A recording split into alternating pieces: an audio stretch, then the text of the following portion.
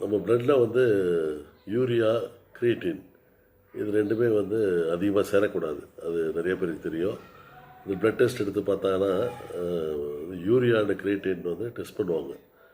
அது வந்து அதிகமானால் வந்து உங்களுக்கு கிட்னி ப்ராப்ளம் தரும். கிட்னி ஃபங்க்ஷன் டெஸ்ட் எடுக்கும்போது இந்த டெஸ்ட் இதில் வந்து இது கிரியேட்டின் அண்ட் யூரியா அளவு பார்ப்பாங்க பிளட்டில். அதில் அதிகமாகிடுச்சுன்னா உங்களுக்கு கிட்னி ப்ராப்ளம் வந்து ஃப்யூச்சரில் கண்டிப்பாக தரும்.